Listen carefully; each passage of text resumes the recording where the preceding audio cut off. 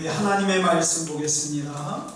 하나님의 말씀은 사도행전 21장 20절부터 26절 말씀까지 교독합니다. 제가 먼저 20절 말씀 봉독합니다. 그들이 듣고 하나님께 영광을 돌리고 바울더러 이르되, 형제여, 그대도 보는 바에 유대인 중에 믿는 자 수만 명이 있으니 다 율법의 열성을 가진 자라. 내가 이방에 있는 모든 유대인을 가르치되 모세를 배반하고 아들들에게 할례를 하지 말고 또 안식을 지키지 말라 한다 함을 그들이 배우는가. 그러면 어찌할꼬? 그들이 필연 그대가 온 것을 들으리니 우리가 말하는 대로 하라. 서만한 네 사람이 우리에게 있으니 그들을 데리고 함께 결례를 행하고 그들을 위하여 비용을 내어 머리를 깎게 하라. 그러면 모든 사람이 그대에 대하여 들은 것이 사실이 아니고 그대도 율법을 지켜 행하는 줄로 알 것이라. 주를 믿는 이방인에게는 우리가 우상의 제물과 피와 공매로 죽인 것과 음행을 피할 것을 교례하고 편지하였느니라 하니. 같이 읽습니다. 바울이 이 사람들을 데리고 이튿날 그들과 함께 결례를 행하고 성전에 들어가서 각 사람을 위하여 제사 드릴 때까지의 결례 기간이 만기된 것을 신고하니라. 아멘. 잠깐 기도하겠습니다. 사랑의 아버지 하나님, 감사합니다. 우리가 사도 바울의 마지막 전도 여행의 과정을 살피고 그 인생의 말년에 겪었던 일들을 우리가 따라가 봅니다. 우리가 이 세상을 살다 보면 하나님의 뜻을 따르자니 우리 몸이 힘들고 몸이 편하자니 하나님의 뜻을 따를 수 없을 때가 많이 있습니다. 어떻게 해야 될지 바르게 깨닫게 하시고 깨달은 대로 살게 해 주시옵소서. 모든 것을 우리 주님 앞에 맡겨드리오며 그리스도 예수님의 이름으로 감사하며 기도드렸사옵나이다. 아멘. 예, 이 시간에는 사도행전 21장 20절부터 26절 말씀까지 읽었습니다. 사도행전 262번째 시간입니다. 마침내 예루살렘에 도착한 바울은 야고보와 예루살렘 교회의 장로들에게 하나님께서 자기 전도 여행 가운데 어떻게 역사하셨는지 또 이방인들에게 어떻게 역사하셨는지를 간증을 했습니다. 이 바울의 간증을 듣고 야고보와 예루살렘 교회의 장로들은 그 바울의 간증이 끝나자 하나님 앞에 영광을 돌렸습니다. 그리고 야고보와 예루살렘 교회의 장로들은 이구동성으로 바울에게 이렇게 얘기했습니다. 본문 20절로 21절 보겠습니다. 시작. 그들이 듣고 하나님께 영광을 돌리고 바울더러 이르되, 형제여, 그대도 보는 바에 유대인 중에 믿는 자 수만 명이 있으니 다 율법의 열성을 가진 자라. 네가 이방에 있는 모든 유대인을 가르치되 모세를 배반하고 아들들에게 할례를 행하지 말고 또 관습을 지키지 말라 한다 함을 그들이 들었도다. 당시 예루살렘에는 유대교에서 개종한 수만 명이나 되는 크리스천들이 있었습니다. 유대인 크리스천이죠. 사도행전 20장 16절을 보면 바울이 오순절이 되기 이전에 예루살렘에 도착하기 위해서 서둘렀다고 우리가 살폈습니다. 따라서 이 본문의 시점은 유대인들의 명절인 오순절 직전이에요. 오순절 직전에 바울이 예루살렘에 도착한 거예요. 그래서 유대인들이 원근 각지에서 이 오순절이라고 하는 명절을 지내기 위해서 예루살렘에 모여들었습니다. 그 숫자가 유대인 그리스도인만 수만 명이라고 여기 기록하고 있어요. 그런데 이때까지만 하더라도 신약 성경이 없잖아요. 그 다음에 율법과 그 다음에 신약 복음이 어떤 관계가 되는지 아직은 없어요. 우리는 알아요. 우리는 마태복음도 있고 마가복음도 있고 그죠? 로마서도 있고 그러니까 우리는 잘 알아요. 얼마나 우리가 복이 있습니까? 근데 이 당시에 그리스도인들은 그걸 몰라요. 정립이 안 돼 있어요. 그래서 유대교에서 개종한 유대인 그리스도인들은 예수 그리스도를 구주로 영접하였음에도 불구하고 뭘 지켜요? 유대인의 율법을 지켜요. 19세기 말, 요즘도 그런 분들 많아요. 예수 믿는다 그러면서 어찌나 지키는 게 많은지, 뭐 문지방을 비고 누우면 안 된다, 뭐 하면 안 된다, 그죠? 많아요. 19세기 말 우리 조상들이요, 이런 일이 있었어요. 복음을 영접하고서도 아직 유교적인 생활에서 벗어나질 못해가지고 단오 때만 되면 액을 물리친다고 청포에다가 머리 감고, 그죠? 그 다음에 궁궁이라고 아세요? 궁궁이? 예. 야경식물인데 이걸로 머리 이걸 끼면 귀신이 물러간대요. 궁궁이. 예. 그걸로 머리를 꽂았어요. 그리고 정월 대보름만 되면 1년 동안에 부스럼 생기지 않게 해달라고, 그죠?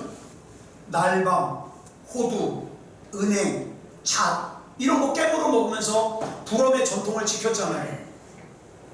그 외에도요, 저는 그런 사람들 많이 봤어요. 이사 가는데 날짜 몰라요. 예수 믿는 사람인데. 왠지 아무 때나 이사 가면 찝찝해요. 그러니까 예수님을 구주로 영접하고 예수님을 믿는다고 하면서 아직 뭔가 이렇게 가리는 게 많아요. 그런데 그동안 사도 바울은 3차례에 걸쳐서 12년 동안 전도 여행을 통해 주로 이방인들에게 복음을 전했습니다. 이방인들은 유대인이 아니기 때문에 유대인들의 전통을 쫓아서 할례를 받을 필요가 없어요. 오직 주님의 은혜로 구원받은 그리스도인에게는 육체의 할례가 아니라 뭐가 중요하다고 그랬어요? 마음의 할례가 중요하다고 그랬어요. 그래서 본문 25절에 보면 사도행전 15장에서 개최되었던 첫 번째 예루살렘 공의회에서 야고보 사도가 이렇게 결론을 내리잖아요. 우상의 제물과 피와 목매어 죽인 것과 음행을 제외하고는 이방인 그리스도인들에게 어떤 짐도 지우지 마라. 그래서 이방인들은 할례를 안 받아도 된다. 이렇게 결론을 냈어요. 자, 바울이 이방인 그리스도인들에게 할례의 의무를 짐지우지 않았던 것은, 자, 바울 마음대로예요? 아니면 예루살렘 교회가 결정한 대로예요? 예루살렘 교회가 결정한 대로예요. 바울 마음대로 그런 게 아니에요. 그런데 사도행전 16장 3절을 보니까 바울이 이방 지역에서 이방인 아버지와 헬라 아버지와 유대인 어머니 사이에서 태어난 디모데라고 하는 아이를 할례를 줘요. 왜 디모데에게 할례를 주느냐? 우리는 보통 아버지 성 따라요? 어머니 성 따라요? 아버지 성 따라요. 그죠? 아버지 성 따라요. 이 당시에 헬라인들도 마찬가지예요. 아버지 혈통이에요. 그러니까 아버지가 뭐 유대인이면 유대인으로 생각하고 어머니는 그렇게 중요하게 여기지 않았어요. 근데 유대인들은 달라요. 유대인들은요, 아버지는 상관없어요. 아버지는 이방인이든 유대인이든 상관없어요. 근데 엄마가 유대인이면 유대인이에요. 근데 이 디모데가 엄마가 누구예요? 유대인이에요. 그러니까 이 디모데가 유대인이에요. 그래서 바울은 이 디모데, 유대인인 디모데가 장차 유대인들을 대상으로 해서 복음을 전할 때 걸림돌이 되지 않게 하기 위해서 디모데에게 할례를 줘요. 할례를 받게 해요. 자, 그런데 자 보세요. 율법에는 2가지 측면이 있어요. 첫째는 구원과 관련된 측면이 있어요. 유대인들은 율법을 지켜야만 구원을 받는다고 믿었어요. 이건 뭐예요? 율법이 구원의 조건이 되는 거예요. 율법이 구원의 조건이 되는 거예요. 그런데 우리가 로마서를 살피면서 쭉 살폈지만 죄성을 가지고 태어난 인간은 누구도 어떤 사람도 자기의 의지와 능력으로 율법을 완벽하게 지킬 수 있어요, 없어요? 없어요. 자, 거짓말을 하면 안 돼요. 거짓말을 하면 천국에 가질 못해요. 그러면 그래? 그러면 이제 앞으로 거짓말하지 말아야지. 근데 내가 지금까지 살아오면서 거짓말 한 번이라도 했으면 앞으로 잘 지켜도 소용없어요. 이게 율법이에요. 그러면 율법대로 하면 우리가 구원받을 수 있어요, 없어요? 없어요. 물론 율법 잘 지키면 구원받아요. 근데 우리에게는 율법을 잘 지킬 능력이 없어요. 로마서를 통해서 바울이 얘기한 게 그거예요. 그러므로 바울은 구원의 조건으로서는 율법을 단호하게 거부했어요. 우리는 율법으로 구원받을 수 없다는 거예요. 오직 주님의 은혜로 거저주시는 구원에는 어떤 조건도 전제될 수 없다. 그래서 우리는 주님이 아니면 안 돼요. 주님이 아니면 천국 못 가요. 오직 주님의 은혜로 주어지는 구원만이 우리를 구원할 수 있어요. 그래서 바울에게 있어서 율법은 뭐냐? 구원의 조건이 아니라 그냥 삶의 지침일 뿐이에요. 거룩하게 살고 정결하게 사는 지침일 뿐이에요. 자, 그러면 율법의 두 번째 측면은 뭐냐면 전통 및 관습이에요. 유대인의 전통과 관습의 출처가 모두가 다 율법이에요. 그렇기 때문에 바울 역시 유대인이기 때문에 조상 대대로 내려온 전통과 관습을 존중해요. 여러분, 우리나라에도 대대로 전해져 내려오는 관습이 있잖아요. 그죠? 우리나라는 어떤 나라예요? 동방 예의지국이에요. 그러니까 우리는 조상 대대로 내려오는 그 전통을 갖다가 무시하면 안 돼요. 어른들 존중하고, 그죠? 사랑하고. 그런데 자꾸 세상이 이상하게 돌아가요. 담배 피던 고등학생들이 지나가던 할아버지가 쳐다봤다고 할아버지들은 두껍게 패요. 나라가 이렇게 변해버렸어요. 세상이. 그러니까 우리는 우리나라의 전통적으로 전해져 내려오는 전통까지 무시하면 안 돼요. 자, 바울이 이방 지역에서 태어난 유대인 어머니와 헬라인 아버지 사이에서 태어난 디모데에게 할례를 행하였던 것도 이제 앞으로 이 디모데가 유대인들에게 복음을 전해야 되는데, 그러기 위해서는 먼저 유대인의 전통과 관습을 지키는 게 중요하다. 이게 구원의 조건이기 때문이 아니라 전통이기 때문에, 관습이기 때문에. 그런데 예루살렘에 모여든 유대인 그리스도인들 사이에는 무슨 소문이 퍼졌냐? 에베소의 유대인들이 퍼뜨린 유언비어에 의하면 바울은 율법의 전통과 관습을 무시한다더라. 그리고 할례를 무조건 받지 못하게 한다더라. 그 다음에 모세를 배반한 배반자다. 이런 소문이 떠돌았어요.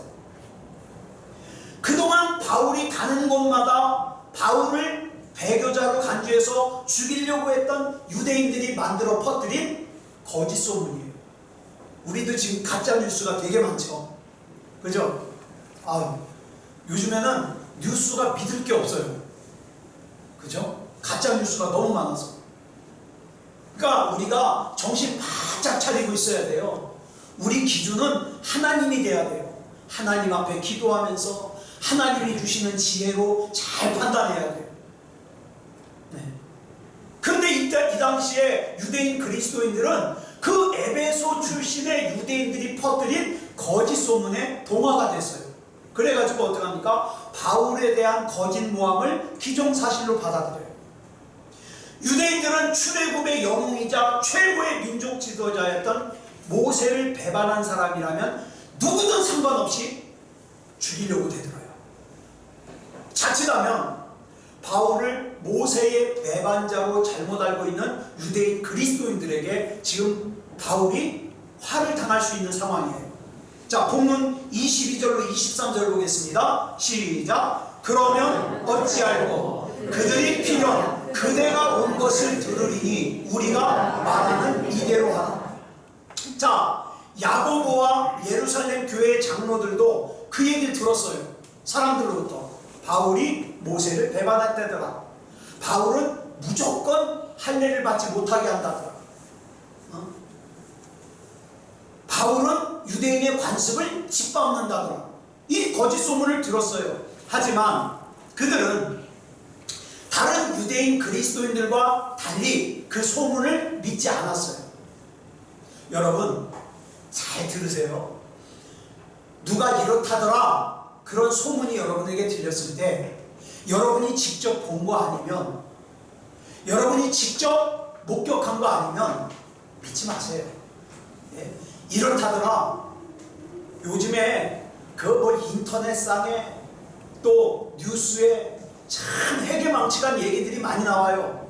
예? 아무 쪽도 믿지 마세요. 믿지 마세요. 그냥 이 나라 이 민족을 위해서 기도만 하세요.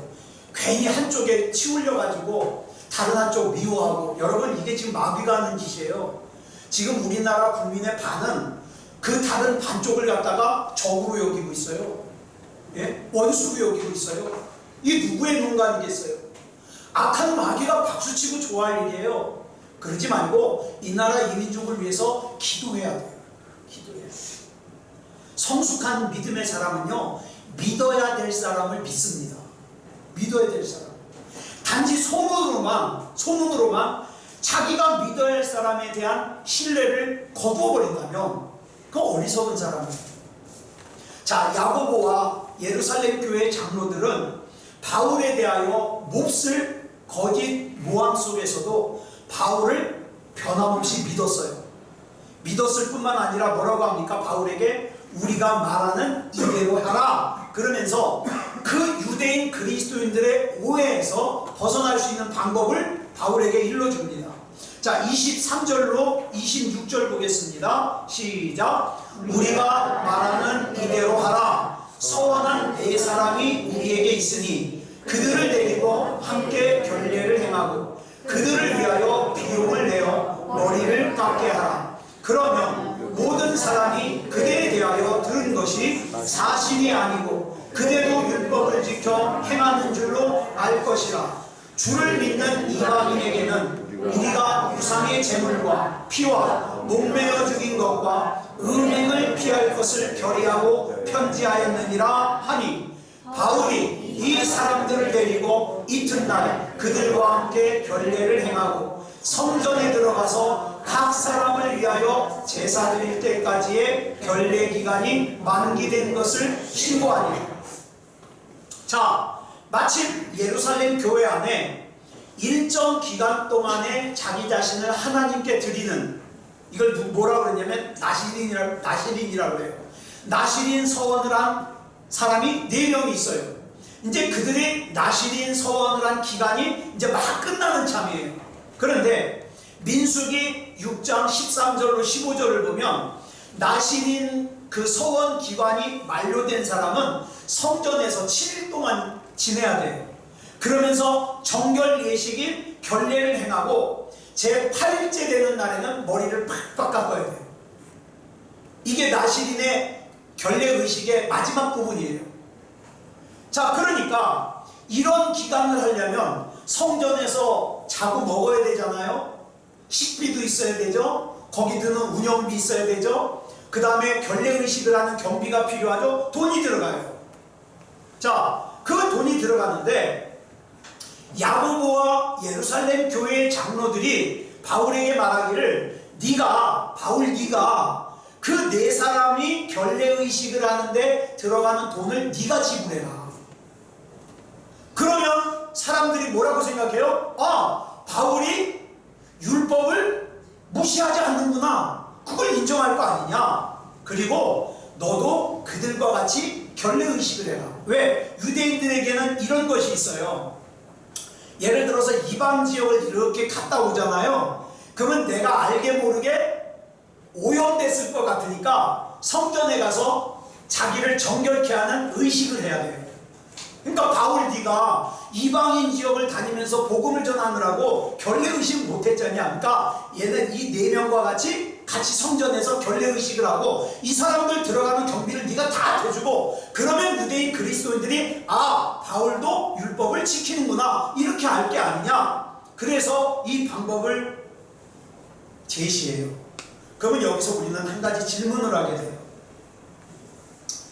당시 교회의 최고 지도자였던 야고보, 그 다음에 예루살렘 교회의 장로들, 그 다음에 수만 명에 달하는 유대인 그리스도인들이 무서워서 바울이 그러면 신앙의 양심을 버리고 나도 율법을 믿어, 율법을 신봉하는 사람처럼 타협을 하는 게 이게 잘한 일이냐, 이런 질문을 하게 되잖아요. 여러분, 우리가 앞에서 바울이 어떤 각오로 예루살렘에 왔어요? 유럽 대륙에 있는 고린도를 출발하면서부터 예루살렘에 이르기까지 기도한다는 사람들마다 성령의 가르침으로 바울에게 와서 뭐라 그래요? 바울 선생님, 이번에 예루살렘에 가면은 결박당합니다, 죽습니다, 가지 마십시오, 그렇게 얘기했잖아요. 그런데 바울이 내가 주 예수의 이름을 위하여 결박당할 뿐 아니라 예루살렘에서 죽을 것도 각오하고 난 간다, 그래서 예루살렘에 왔잖아요. 그러면 율법을 두려워할 필요 없죠. 끝까지 그걸 하다가 죽어야 되잖아요. 근데 왜 타협을 할까요? 만약에 야고보와 예루살렘 교회 장로들이 바울에게 이거는 이 율법을 지키는 것은 구원의 조건이다, 그러니까 너도 지켜라, 그랬으면 바울은 끝까지 안 지켜요. 왜? 율법은 구원의 조건이 아니니까. 예수 그리스도의 십자가 구원 외에는 어떤 율법도 구원의 조건이 될 수 없기 때문에 바울은 죽기까지 거부했을 거예요. 그런데 바울이 야고보와 예루살렘 교회 장로들의 제안을 흔쾌히 받아들인 이유는 구원의 조건으로서의 율법이 아니라 우리 전통과 우리 관습이니까. 여러분, 우리나라에 이런 문제가 아주 심각하죠. 추석이나 설날에 절을 해야 되나 말아야 되나, 제사를 지낼 때 어때요? 제가 예전에 전도사 때 어떤 분이 와서 심각하게 물어봐요. 전도사님, 우리 집안에, 우리 종손 집안이라 제사를 지내야 되는데 가지 말까요? 그러면 저는 그래요. 가세요. 가서 음식 만드는 거 정성껏 만드세요. 그 다음에 모든 준비할 때 앞장서서 하세요. 절은 하지 마세요. 자, 보세요. 어디까지가 전통이고 관습이에요? 그 음식은 만들어 놓으면 식구들이 같이 먹어요. 그죠? 정성껏 음식 만드는 거예요. 절은 절대로 하면 안 돼요. 그런데 간혹 가다가 예수 믿는 며느리들이 지탄을 받는 이유가 뭐냐면, 우리는 예수 믿으니까 아예 안 가요. 음식 준비도 안 해요. 나 예수 믿으니까 난 제사 음식 만들 수 없다는 거예요. 안 되잖아요. 하나님의 영광 가리는 거잖아요. 그래서 자, 보세요. 여기 바울이 어디까지인가? 바울은 야고보와 예루살렘 교회 장로들의 제안을 왜 받아들였냐? 여기까지는 전통과 관습이니까 받아들이는 거예요. 유대인 바울이 유대인의 전통과 관습을 존중함으로써 같은 동족인 유대인과의 접촉점을 확대할 수 있는 거예요. 그래서 사도 바울은 고린도전서 9장 19절로 23절에서 이렇게 증거합니다. 시작. 내가 모든 사람에게서 자유로우나 스스로 모든 사람에게 종이 된 것은 더 많은 사람을 얻고자 함이라. 유대인들에게 내가 유대인과 같이 된 것은 유대인들을 얻고자 함이요, 율법 아래에 있는 자들에게는 내가 율법 아래에 있지 아니하나 율법 아래에 있는 자같이 된 것은 율법 아래에 있는 자들을 얻고자 함이요, 율법 없는 자에게는 내가 하나님께는 율법 없는 자가 아니요 도리어 그리스도의 율법 아래에 있는 자이나 율법 없는 자와 같이 된 것은 율법 없는 자들을 얻고자 함이라. 약한 자들에게 내가 약한 자와 같이 된 것은 약한 자들을 얻고자 하며 내가 여러 사람에게 여러 모습이 된 것은 아무쪼록 몇 사람이라도 구원하고자 함이니 내가 복음을 위하여 모든 것을 행함은 복음에 참여하고자 함이라. 바울은 복음 안에서 한 사람이라도 더 얻기 위해서라면, 또 그리스도 안에서 보다 깊이 소통할 수 있기 위해서라면 여러 사람의 모습이 되는 거예요. 여러 사람이. 어떤 분은 뭐 히잡이라고 그러죠. 여러분 이슬람 국가에 가보면은 뭐 히잡을 꼭 써야 되냐 말아야 되냐 이것도 얘기가 있더라고요. 어떻게 할까요? 나는 죽어도 그거 못해. 아니요, 히잡 같은 거 써도 돼요. 무엇을 위해서라면 이슬람에 속한 사람을 한 사람이라도 더 접촉점을 가지고 구원할 수 있다면, 전도할 수 있다면. 왜? 나의 하나님은 오직 살아계신 하나님뿐이잖아요. 그러니까 여러분 뭔 말씀을 드리냐, 너무 나를 갖다가 칼로 자르듯이 탁탁 자르지 말라고요. 이와 같은 우리의 삶의 자세는 우리로 하여금 물을 연상하게 합니다. 물은요, 담겨지는 그릇의 모양에 따라 모양이 바뀌어요. 그렇다고 물의 본질이 바뀌는 거 아니에요. 물의 본질은 그대로 있으면서 그릇의 모양에 따라 모양만 달라지는 거예요. 바울의 삶도 그랬어요. 바울은 자기가 그리스도의 율법 아래에 있는 자라고 밝혔습니다. 바울이 언급한 그리스도의 율법이 뭐예요? 유대인들이 금과 옥조로 삼던 그들의 율법이 아니에요. 여러분, 유대인들의 율법과 바울이 말하는 그리스도의 율법은 달라요. 그리스도의 율법이 뭐냐? 주님께서 새로 계명으로 주신 서로 사랑하라예요. 여러분, 우리가 왜 사랑해야 되는지 아세요? 그게 하나님의 율법이에요. 하나님의 율법을 지키지 않으면서 나 교회 열심히 다니니까 괜찮아? 천만의 말씀이에요. 하나님의 율법, 서로 사랑하라. 너희가 서로 사랑하면 이로써 사람들이 너희가 내 제자인 줄을 알리라. 하나님이 말씀하신 거예요. 물의 본질은 생명이에요.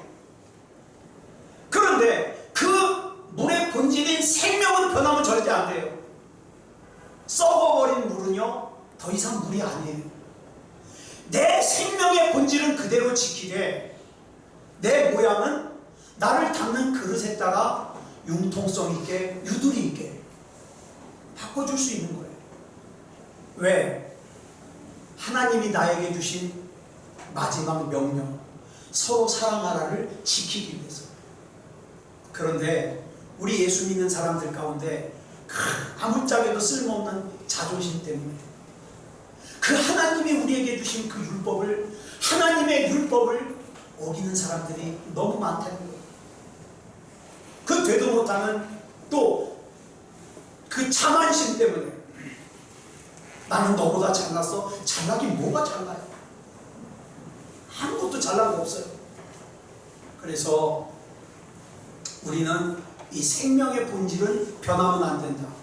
오늘날 우리나라에는 예배당이 많아요. 그죠? 많아요. 그리고 큰 예배당이 많아요. 사람들도 예배드리러 많이 모여요. 그럼에도 불구하고 교회가 그렇게 많은데, 예수 믿는다고 하는 사람들이 그렇게 많은데 이 세상이 새롭게 변하지 못하는 것은 우리가 다시 한번 생각해 봐야 돼요. 우리 교회 안에 담고 있는 것이 무엇이냐? 내 신앙 안에 담고 있는 것이 무엇이냐? 여러분, 나는 예수 믿는 사람이라고 하면서 예수님을 안 믿는 세상 사람들이 좋아하는 거 똑같이 좋아하면 안 되잖아요. 마치 애굽에서 나온 이스라엘 백성이 좋아하는 것이 전부 애굽에 있어요. 먹고 싶은 것도 애굽에 있어요. 그래가지고 모세한테 뭐라 그래요? 모세야, 우리 데리고 다시 돌아가자.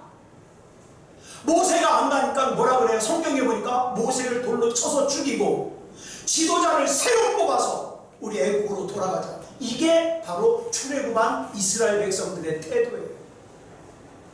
그러면 안 돼요. 세상의 빛과 소금이어야 할 그리스도인들이 좋아하는 것이 예수 안 믿는 이방인들과 좋아하는 것이 똑같다면 이상하잖아요. 안 되잖아요. 사랑하는 여러분, 저는 자주 그런 생각해요. 이제 나이가 50대 중반을 이렇게 넘어가니까 자꾸 육체의 죽음이 가까워 오는 것 같아요. 이제는 남의 일이 아니에요. 어느 한순간에 나도 몸에 이상이 생겨도 전혀 그건 이상한 거 아니에요. 저희 장모님이 좀 몸이 안 좋으셔요. 네. 그래서 지금 장모님을 걱정하는 게 지금 제가 많아요. 커요. 췌장에 2cm 크기의 종양이 발견됐는데 좀 더 가서 정밀검사를 하고 이제 암인지 아닌지 그걸 해야 돼요. 근데 저는 우리 장모님 오래 사셔야 된다고 기도해요. 왜냐하면 내가 필요해서. 우리 장모님 오래 사셔야 돼요. 자, 그런데 보세요. 저와 여러분이 앞으로 세상을 얼마나 더 사실 것 같아요? 내가 세상이 전부인 것처럼 막 정신없이 살았는데 어느 날 하나님께서 오라 그래요. 어떻게 갈래요? 여러분, 지금부터라도 하나님 앞에 서실 준비를 잘하고 살아야 돼요. 네. 여러분, 우리 철로역정 나오죠? 이제 2시간 남았는데 철로역정에서 중요한 게 또 하나 있어요. 증명서예요. 천국의 문에 들어갔는데 증명서를 내놓으래요. 천국의 문 앞에까지 갔는데 증명서가 없는 사람이 있어요. 증명서가 뭘까요? 구원의 확신이에요. 나 돈이 없어도 난 구원의 확신이 있다. 난 세상에서 비록 부유하게 살지 못했지만 나는 구원의 확신이 있다.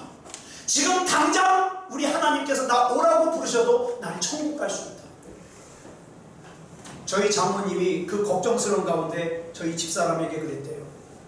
가서 이 목사 빨리 건강검진 받으라고. 항상 제 걱정을 그렇게 하셔요. 근데 저희 집사람이 뭐라 그러냐. 엄마, 애니 아빠는 빨리 천국 가는 게 소원이래. 전 정말이에요. 저는 천국 가고 싶어요. 예, 우리 의심의 성에 갇힌 크리스천과 소망이 어땠어요? 허구한 날 절망거인에게 두들겨 맞으니까 자살하거나 그 거인에게 맞아 죽거나 막 고민하잖아요. 거인이 그러잖아요. 너 하루 더 살면 하루 더 고통스러운데 뭐하러 그렇게 살려고 그러냐. 맞아요. 하루 더 살면 하루 더 힘들어요. 걱정거리도 많고 힘들고. 하지만 하나님께서 나에게 맡겨주신 사명이 있으니까 어떻게 해요? 살아야 돼요. 그리고 있는 힘껏 맡겨주신 사명 감당해야 돼요. 여러분, 세상에다 마음을 두지 마십시오. 여러분들이 앞으로 일주일 동안 더 사실 때 하나님께서 나에게 맡겨주신 사명이 뭔가 이거 더 깊게 생각하고 하나님 앞에 기쁨이 되는 그런 삶을 살자고. 그래야 정말 후회함이 없는 인생이 될 수 있습니다. 바울이 목숨을 걸고 전한 복음이 로마 제국을 변화시켰어요. 그러면 로마 제국을 변화시킨 것이 그리스도인들에게 돈이 많아서요? 그리스도인들이 권력이 있어서요? 아니요. 로마 제국을 변화시킨 그리스도인들에게는 특징이 하나 있었는데 뭐예요? 세상 사람들과 구별되는 거룩함이 있었어요. 사랑하는 여러분, 하나님께서 저와 여러분에게 그 거룩함을 찾으십니다. 이 한 주간 동안 사실 때 우리 하나님 앞에 그 거룩함 가지고 사는 저와 여러분이 되기를 그리스도 예수님의 이름으로 축복합니다. 기도하겠습니다. 사랑의 아버지 하나님, 감사합니다. 오늘까지의 생명을 연장시켜 주시고 또 우리 하나님이 믿어지게 하시고 하나님을 예배할 수 있음을 감사합니다. 악한 마귀는 이 방법 저 방법 다 동원해서 하나님을 향하는 우리의 마음을 다른 곳으로 돌리려고 하고 하나님을 생각하는 우리의 생각을 다른 곳으로 빼앗으려고 하지만 우리 마음과 생각을 다른 곳에게 빼앗기지 말게 하시고 믿음다운 믿음으로 주님을 바라볼 수 있게 하여 주시옵소서. 하나님께서 이 땅에 허락해 주신 우리 육체의 생명이 얼마나 되는지는 알 수가 없지만 우리에게 허락해 주신 그 기간 사는 동안에 그저 세상 사람들이 원하는 것처럼 돈 하면서 살지 말게 하여 주시고 하나님께서 내 인생 가운데 담으신 목적이 뭔지 뜻이 뭔지 사명이 뭔지 깊게 생각하고 하나님을 기쁘시게 하는 삶을 살게 하여 주시옵소서. 새롭게 시작되는 한 주간 먼저 영혼이 잘되게 하시고 영혼이 잘된 같이 범사가 잘되게 하시고 영육간에 건강할 수 있도록 지켜주시고 인도해 주시옵소서. 모든 것을 우리 주님 앞에 맡겨드리오며 그리스도 예수님의 이름으로 감사하며 기도드려 싸움나이다. 아멘.